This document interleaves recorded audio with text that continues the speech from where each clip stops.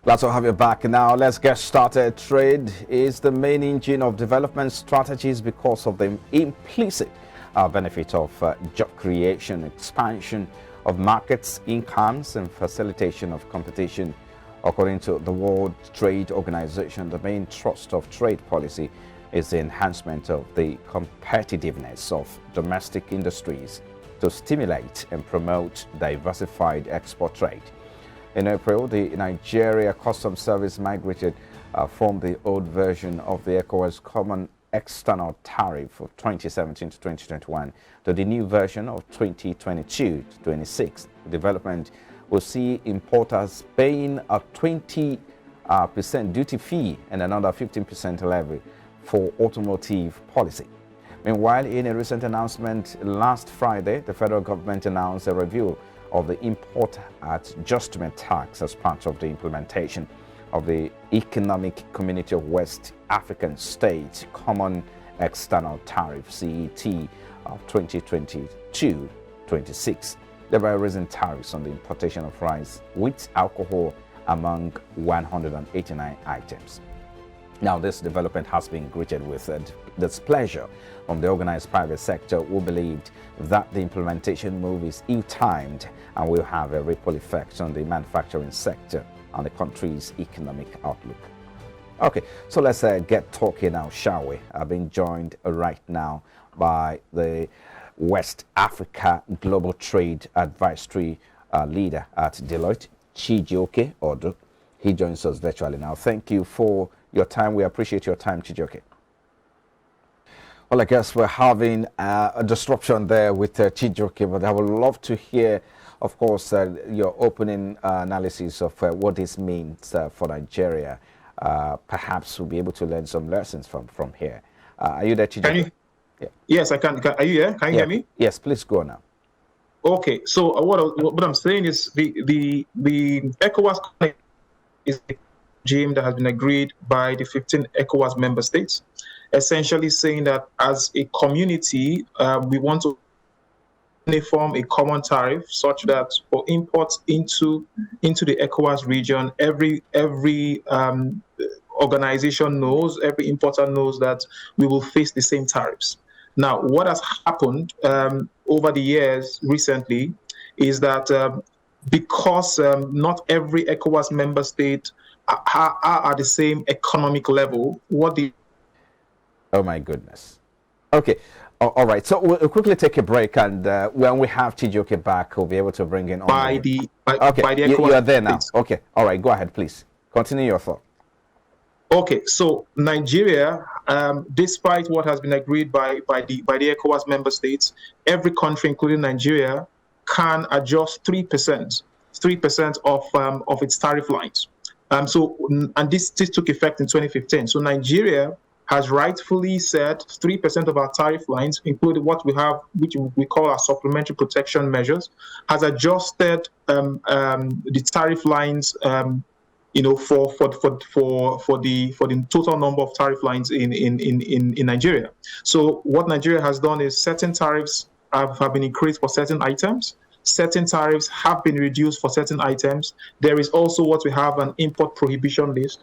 This is all within the framework that has been agreed by all 15 ECOWAS member states. So what we saw last week when the government announced the supplementary protection measures as well as the new excise regime was in pursuant of that directive that has been given, or that allowance that has been given for all these member states to be able to make that adjustment. And I'm sure as we move on, we can get into what specific adjustments have been made and what the impact will be on the Nigerian economy. Because I wanted to ask you, what you think about the implementation of this common external tariff will have. The impact, what will it have in Nigeria? Perhaps since this is an arrangement that has been on ground and it's an agreement, I would like to ask, will it affect our trade relationship with other African countries? No, it shouldn't. It shouldn't. Okay. Like I mentioned earlier, it shouldn't. Like I mentioned earlier, every member state is allowed to vary 3% of the tariff lines. Okay, and the purpose is to ensure that every member state can adjust to the economic realities. You cannot say that at the moment all 15 member states are at the same economic level, and therefore there will be a single economic common tariff for all 15 member states. So certain states will decide to increase the tariffs on certain items because they need to continue to protect the local industries, while others will reduce the tariffs because they want to encourage importation. So I don't see how it will affect the relationship between the ECOWAS member states. Well, how did you see the Nigerian action, the government's action in increasing our own, tariff here on some items, considering, the economic environment and here? Because I suppose I'm thinking that everyone, even though it is an agreement between the member state, but the state or the country in particular country is supposed to look within and what works for them. Do you think this is out of place? No, I mean, the expectation is that the government had looked within. The expectation is that the government has carried out analysis. The expectation is that the government has consulted with relevant stakeholders. And the expectation is that it's based on these consultations, it's based on these investigations, it's based on this analysis that the government has deemed it fit to increase tariffs on certain items. And also, it's also important to emphasize that tariffs have decreased on certain items. So it's not just an increase. So there was also a decrease on certain items. And typically when you will see a decrease is because the government has seen that, for instance, the access of there's no local production of these items, and these items are what you call necessities for the Nigerian people. And so why best make it a little cheaper for Nigerians to be able to access certain items. And so certain tariffs, certain items, the tariffs were reduced. Again, this happens every year, so this is not new. I think why this is front and center and why this has created the kind of reaction it has is because in certain instances, the increases were very significant. And this is coming at a time when the economy is not where it should be. We're at a very low time in Nigerian economy. And so the question is, why do you go about increasing tariffs on certain items when, of course, local consumers are going to be impacted? The purchasing power of consumers in Nigeria have also been impacted by the economy. So by going ahead and increasing the tariffs, what are you saying? Are you saying that we should not consume those things anymore? The government's answer will be yes, that is what we are saying. And if you must consume it, you must pay higher taxes.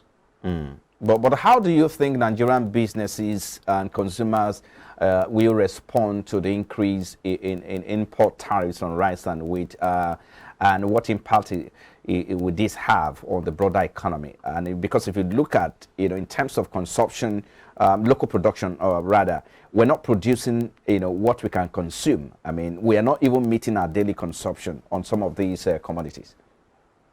So I think it's important to also clarify that the tariff on rice, the increased tariff on rice and wheat is not new. Okay, remember what I indicated earlier. These adjustments have been in place since 2015.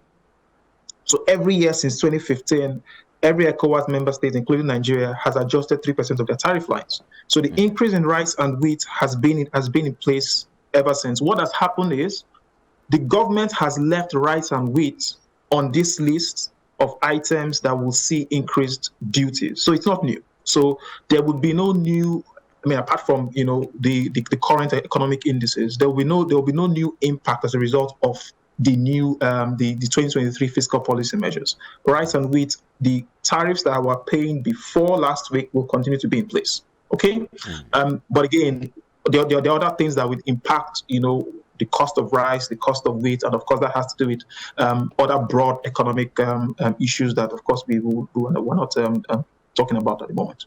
Oh, okay. How do you think we can open up the local economy with regards to, bridging the gap between, supply, and consumption as well? So because it's an issue that we also need to look at. And that's on one side. So let's also talk about the step that the government can take to ensure that the increase in this in the import tariffs on rice and wheat does not negatively affect the availability of these staples for low-income households. I mean, and it's not just about rice and wheat now. It's also the general economy. So, I mean, if you look at some other businesses that were impacted, so we look at those, the alcoholic beverage sector. Okay, we look at electronics, right? So there were increases in tariffs on your gadgets, your electronic gadgets. So almost every sector in Nigeria have been impacted, not just by the 2023 fiscal policy measures, but by the regular things, right? So cost of energy, and energy prices have gone up. You know, the cost of the cost of the security impact on the industry, of course, the general cost of doing business, the ease of doing business environment. So industries are already bleeding. Hello, Chijioke. Oh dear. Well, I would love to hear what Chijioke would like to say about that. I mean, there's some. I mean, the impact on household income it's massive, and perhaps we need to address that if we must pull, people or a lot of people from poverty, because there's some millions of Nigerians in multidimensional poverty, as reported by the international, institutions. So perhaps we need to also start bringing that into conversation now. So yeah, so Chijioke, I needed to continue with that thought, please. Yeah. So what I'm saying is that, look, there are other sectors of the economy that have been impacted. Okay, so it's not just about rice and wheat. Almost every sector has been impacted, because remember, I'll give you an instance. So if single-use plastics, for instance, there's now the green tax on single-use plastics. So how would that trickle down from the organization that manufactures the single-use plastics to the consumer of that single-use plastic, which is the organization that is putting, the liquids or the consumables into those into the plastic bags or plastic containers, and ultimately to the consumer. So when you buy your carbonated beverages, for instance, when you go and use them, you go to the shop and you have to buy you have to use a bag. The expectation is that from the manufacturer to you, all those taxes have been passed on to you. So no one escapes this thing. Even from the motor vehicles, from the green tax, the exact same thing. So maybe this is not the right time, but the question is, has there ever been the right time in Nigeria to increase taxes? Maybe not. So the expectation again is that the government has seen that the areas where taxes have been increased are industries that can withstand these increased taxes. Oh. And what we are hearing is that these sectors are broad enough and are robust enough to be able to withstand these increased taxes. We will see what happens in the next coming months if this regime stays the same, if it doesn't change. And we will see how it impacts the businesses positively or negatively. But the primary assessment is that this will hit these businesses significantly, and businesses will need to have to recalibrate their business models in Nigeria. I needed to also bring that to that conversation on the manufacturing sector. And so is there an implication for those in the manufacturing sector? Absolutely. For the manufacturing sector, it's also a case of raw materials. So a lot of some raw materials that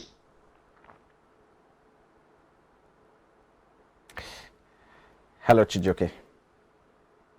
been increased on some of these materials, but thankfully there has also been reductions as well. So there has been reduction in tariff on aluminum cans, for instance. So how that feeds into the final cost of the products that are packed in aluminum cans, they're there for us to see. But I think at the end of the day, businesses will need to look at how this impacts them directly, and of course indirectly. And at the end of the day, see how they can optimize and recalibrate either their supply chains or their business models to become a lot more efficient. But again, the initial prognosis is that it's not good for businesses because they're already struggling with the high cost of doing business, and to have taxes increase on either some of their consumables or some of their raw materials doesn't look good for the immediate future. Two things before I let you go, Chijioke. One, I mean, the CBN has been reviewing the interest rate upward ever since. But so, are we likely to see that in the coming MPC May? That's one. Secondly, the household income is shrinking, and if you look at the minimum wage, yes, we do know that the government just recently increased the wages by 40%. I mean, beg your pardon, the salaries by 40%. We saw that happen. So, what is the implication on these with regards to the rising inflation in the economy? So, but I need you to start from the first question.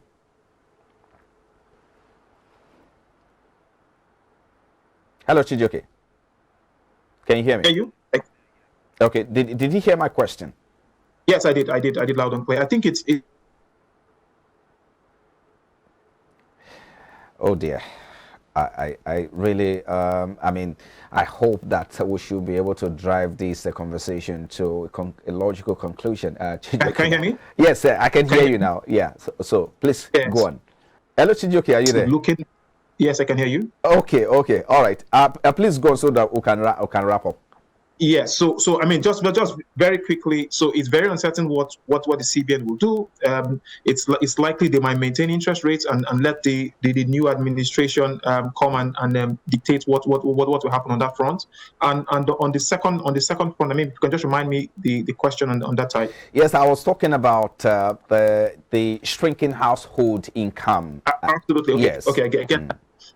So I think, I mean, the conversation has always been how much is it's not about a minimum wage but a living wage.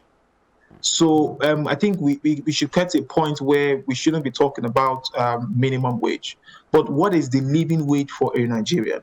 Because it's only a living wage that would enable someone to start the month and end the month living respectfully. So if you double the minimum wage, but the knock-on effect on consumables, the price of consumables have also doubled, then you haven't doubled the minimum wage. You have. I mean, yes, I'm getting more cash, but I'm exactly in the same spot. So what the government and of course the incoming administration should be looking at is a living wage, and that is what we should strive to achieve. And so, one of the things, so we need to link, some of these tax increase or tax adjustments to how this impacts the common man, and see if we can ensure that the common man is better off, regardless of or monetary policy is put in place. Possibly the outgoing government perhaps will be able to do something about that. I'm not sure. Maybe that should be the responsibility of the incoming government. On this one, I want to thank you, Chijioke Odo. I want to thank you for coming on the program. Chijioke Odo is West Africa Global Trade Advisory Leader, Deloitte. Thank you for your time on the program. All right, well, I just have to go there. Thank you for your time on the program.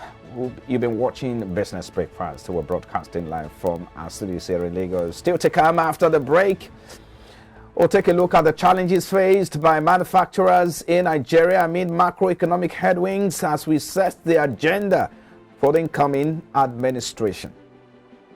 But that's our next talking point on the program. Please stay with us.